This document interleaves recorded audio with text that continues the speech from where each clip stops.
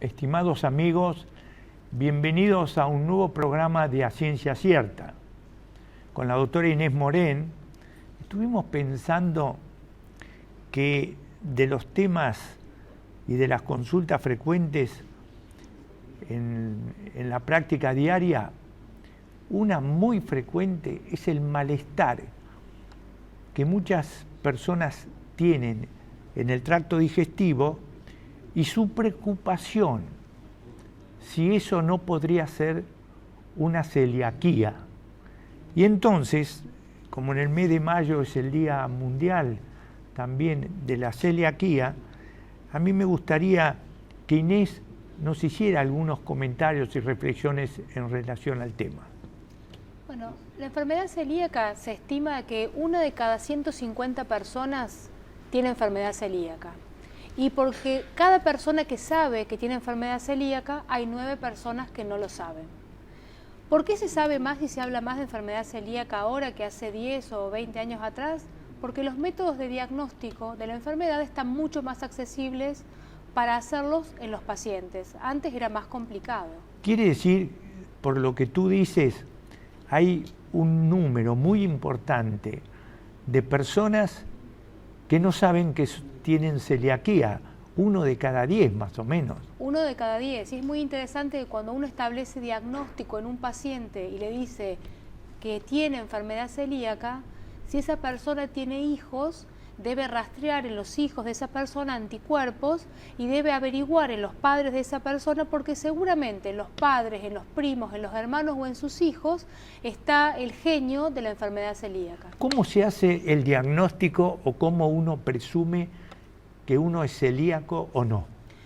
La celiaquía es una enfermedad que tiene 3 picos de incidencia. En pediatría se sospecha porque el paciente no crece bien, tiene dificultad en el crecimiento, dolores de panza, hinchazón. En los adultos jóvenes o en los adultos mayores, generalmente lo que uno encuentra de la enfermedad celíaca es el epifenómeno. Esto es anemia ferropénica que no se llega a curar cuando uno le da hierro a la mujer, infertilidad en la mujer, que uno no puede encontrar una causa orgánica en los ovarios o en el útero, por lo cual la mujer no puede embarazarse y busca anticuerpos de enfermedad celíaca. En mujeres que tienen enfermedad tiroidea con anticuerpos, la comúnmente llamada tiroiditis de Hashimoto, uno debería estar obligado a buscar anticuerpos de enfermedad celíaca. Y en toda aquella persona que relate alguna dificultad con los alimentos, básicamente hinchazón, molestias, a veces acompañadas de diarrea. La materia fecal del celíaco suele ser una materia untuosa que cuando evacúa el inodoro queda pegada en los bordes, o el agua sobrenadante queda de un color tornasolado, y básicamente es un síndrome malabsortivo. ¿Uno tiene algún método para confirmar el diagnóstico o siempre es presuntivo? No, el diagnóstico se sospecha con la clínica y cuando al paciente le pedimos anticuerpos antitransglutaminasa y antiendomicio, pidiendo IgA total, son anticuerpos dependientes de la inmunoglobulina A, por lo cual, aparte de los anticuerpos, uno debe tener una inmunoglobulina A normal.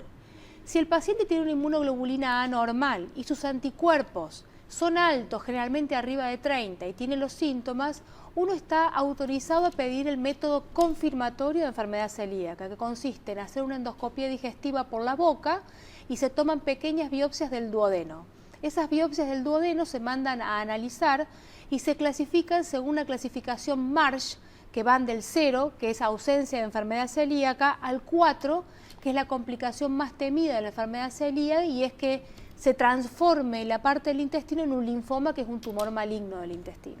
Es decir, por lo que tú dices, uno lo sospecha clínicamente, pero tiene herramientas como para tratar de confirmar o descartar la enfermedad. Después, si uno tiene el diagnóstico de enfermedad celíaca, ¿hay tratamiento médico o es solamente una dieta sin gluten? El tratamiento es una dieta libre de gluten y esto implica lo que al principio le genera mucha resistencia a las personas, que es comprender que todos los alimentos, aunque uno los coma libre de gluten, se pueden contaminar. Por ejemplo, si yo preparo una milanesa con pan rallado común y en la misma tabla o al lado preparo una milanesa con un pan rallado que no tenga gluten, es probable que haya contaminación cruzada y sigue igual afectando mi intestino. Tiene que haber un aprendizaje de la persona que cocina para el celíaco y que del mismo celíaco de no contaminar y no mezclar los alimentos, porque si no va a tener los mismos síntomas. Ahora, cuando hace la dieta en una forma adecuada, que uno lo puede medir también con un anticuerpo llamado antigliadina, el paciente realmente se siente mejor. Se siente muy bien, y sabe, es muy interesante el relato de los pacientes, les cuesta aceptar. Cuando aceptan se sienten bien, y si algún día por error consumen un alimento con gluten, el intestino reacciona de una forma como una alergia, a veces con vómitos, diarrea, intenso malestar, y esa es la prueba de que estaba haciendo bien la dieta.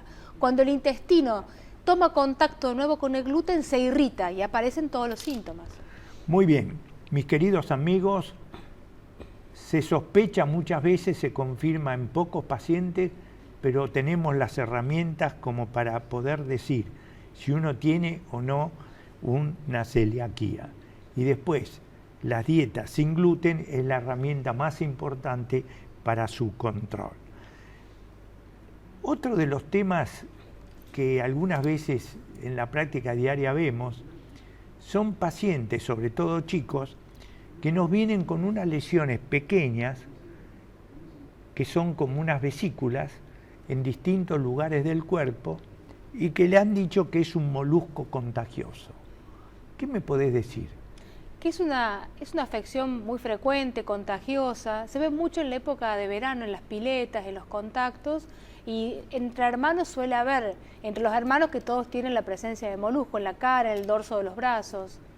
Sí, a mí lo que me parece importante y lo que hemos aprendido con los dermatólogos es que cuando a una persona le hacen el diagnóstico de molusco contagioso, sepan que es una infección viral, benigna y que tiene dos formas de manejarse.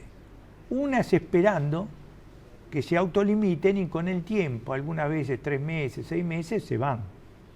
Y otra es que hay dermatólogas especialistas que le hacen y utilizando herramientas muy poco agresivas y haciéndole una pequeña anestesia local con una cremita, le van sacando los moluscos y entonces uno puede llegar a reducir mucho la cantidad de lesiones que tiene, porque como decía muy bien Inés, algunas veces estos moluscos son contagiosos y sobre todo en los chicos que van al colegio, uno no quiere que le transmitan a sus compañeros, entonces es mejor consultar con la dermatóloga de cómo manejarse. A mí me parece importante en la época del verano, como esto también se puede transmitir a través del contacto íntimo en las piletas, tener presente que para que un chico, una persona se sienta más cómodo, muchas veces el tratamiento de la pequeña erradicación de las lesiones nos ayuda mucho. Un tema que dentro de las preguntas frecuentes nos vienen son personas que nos dicen, ¿usted sabe que yo tengo culebrilla que se me repite? Y hay una confusión entre las lesiones por herpes simplex y por herpes zóster o culebrilla. Así es, doctor. La culebrilla o herpes zóster siempre es el recorrido de un nervio. Son intensamente dolorosas. De hecho, muchas veces la persona le duele antes que salga la vesícula. Es un dolor que a veces parece que fuera una puntada de costado y es que en la costilla, en el borde del nervio costal, aparecen después las vesículas. Por supuesto que esto no es un herpes tipo 2, es culebrilla o herpes zóster, no es un herpes bucal o labial. El tratamiento es distinto y las complicaciones son distintas porque la culebrilla, si bien no nos vamos a morir de una culebrilla, el dolor residual cuando se cura es muy intenso. Por eso, mis queridos amigos, la culebrilla en general uno lo tiene una vez, algunas personas, 6-8% hacen recurrencias, son lesiones inconfundibles. El médico cuando lo ve hace el diagnóstico porque es, como lo decía muy bien Inés, siguen alguna mitad del cuerpo, algún trayecto nervioso Y lo que tienen que tener presentes, por favor, es que estas lesiones en una semana se van, pero el dolor es lo que queda. Por lo tanto, es muy importante consultar rápidamente, porque hay antivirales que, dados adecuadamente y precozmente, reducen los días de enfermedad y sobre todo reducen las lesiones nerviosas y la neuralgia posherpética. Muchas veces uno, cuando tiene la culebrilla, va al curandero porque dice que con tinta china se las controla. Con tinta china o cualquier elemento que uno le ponga a las lesiones, a la semana los cura, pero no cura ni previene las lesiones nerviosas. Por eso, si ustedes se quieren hacer la tinta china, hágansela, pero no dejen de hacer la consulta médica y tomar los antivirales que corresponden. A diferencia de la culebrilla, el herpes simple, que muchas veces nos sale en el labio o en algunas lesiones de la piel, eso es recurrente. Lo mismo que el herpes genital. Eso es recurrente, no es culebrilla.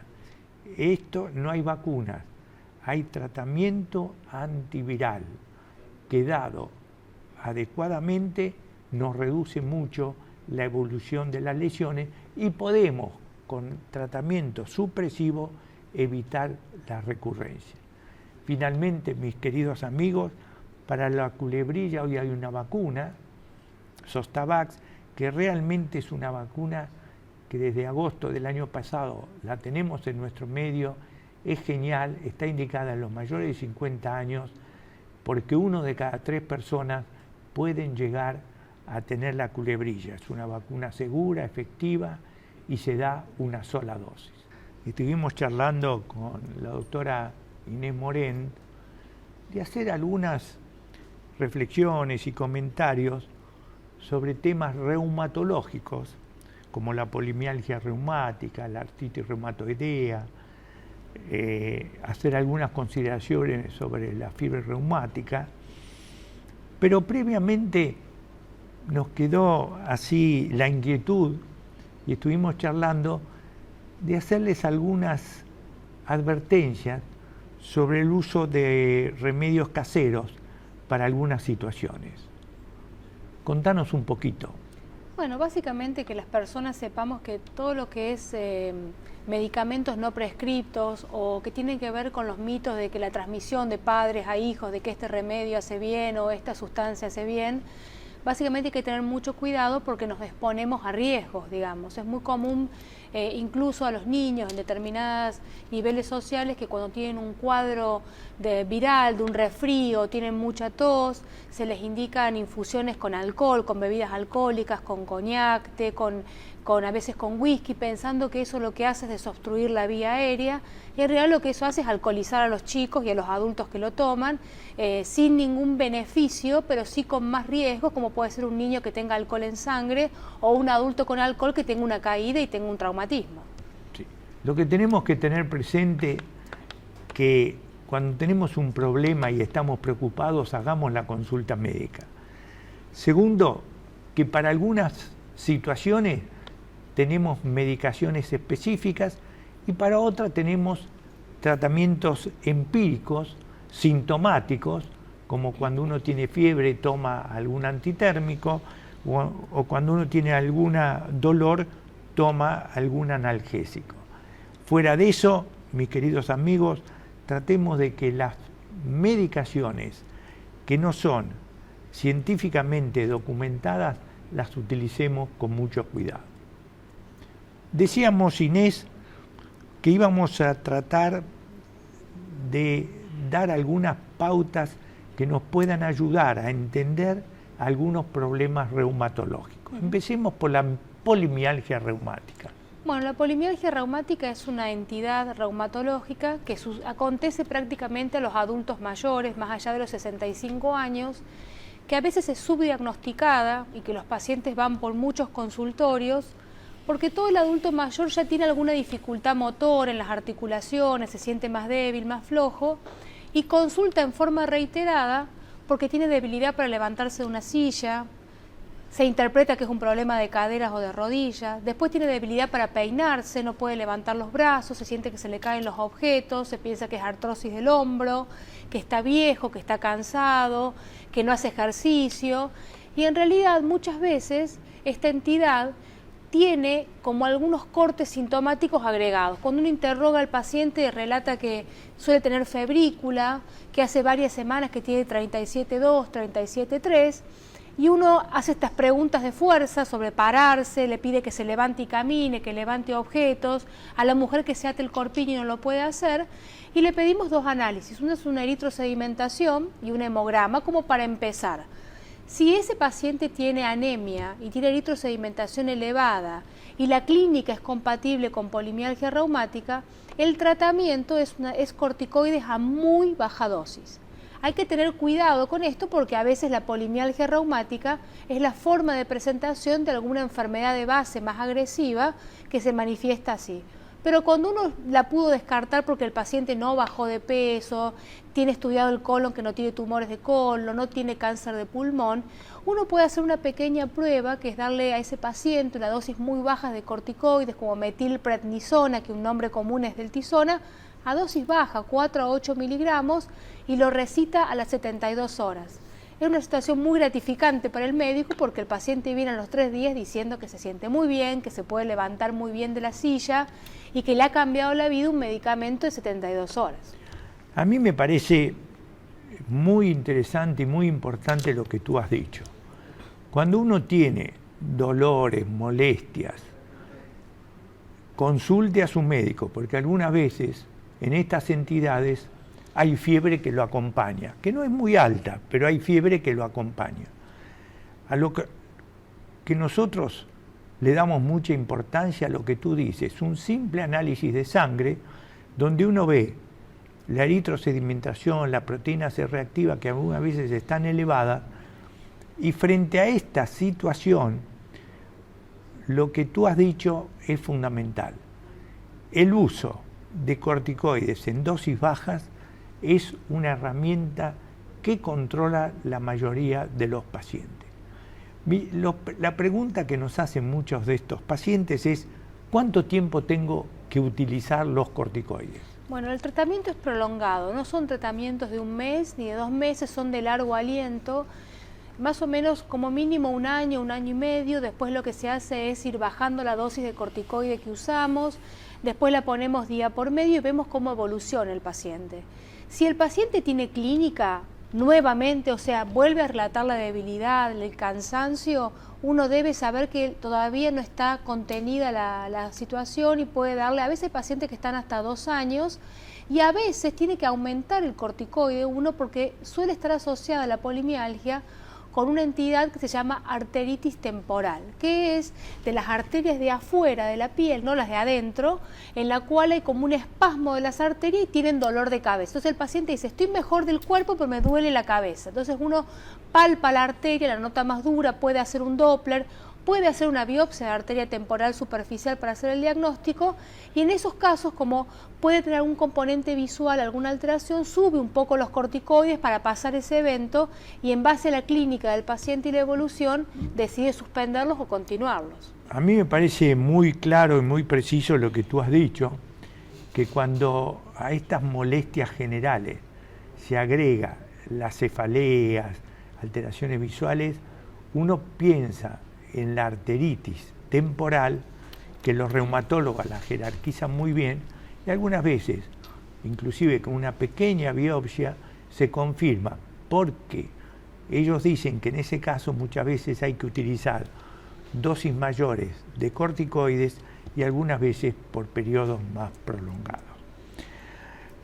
Un elemento reumatológico que algunas veces preocupa junto con la polimialgia es la posibilidad de la artritis reumatoidea.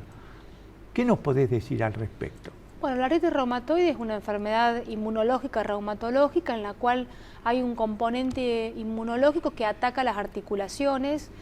Generalmente hay 2 tipos grandes, la artritis reumatoide juvenil, que se da antes de los 18 años, y la artritis reumatoide del adulto, que tiene un pico de incidencia a partir de los 50 años. Hay dolor articular muy intenso, incapacitante, la persona realmente tiene dificultad para moverse, se describen como que están rígidos, que están tiesos, que tienen mucho dolor, y a veces transcurren meses hasta el diagnóstico, hasta la consulta, van a médicos no especialistas, y a veces en ese transcurso y discurrir los tratan con corticoides por algún motivo. Y el paciente relata que cuando le dieron ese corticoide, francamente mejoró del dolor, se pudo mover y pudo hacer su vida normal.